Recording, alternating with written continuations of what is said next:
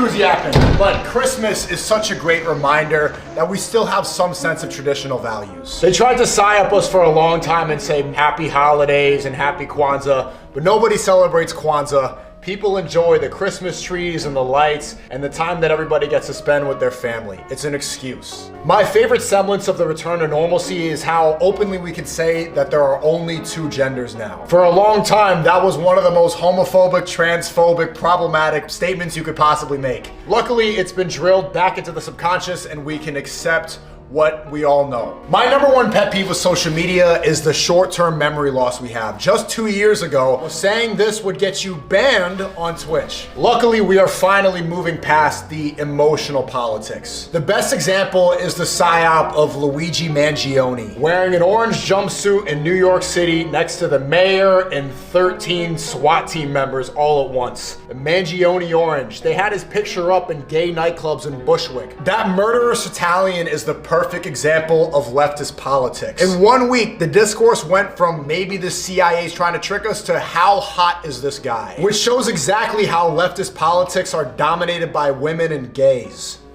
That dude is a murderer, but he's celebrated by the left because they don't care about anything destructive and they like looking at somebody who's mildly good looking. If he was an ugly black guy, they would have never said a word. If he was an Arab, there would be a race war. And although I love Christmas, I had one of the most brain rot conversations last night at the family Christmas dinner with my cousin. She truly believes that Jesus is black. One of the presents given to me was a black Jesus that I had thrown away because Jesus was not black. And the argument was as stupid as, Jesus was from North Africa. No, he wasn't. There's no point in going, no. But liberals like black Jesus because they hate anything establishment and they've attached whiteness to that. Even the left is starting to realize how silly their ideology is. First, you become a liberal because you care about social justice and human rights, and you grow up and realize that this is just destroying everything. So when we reject the basic tenets of being alive, the fact that there's male and female, at some point you need to return to tradition. And what better way than some family time, some presents and a tree?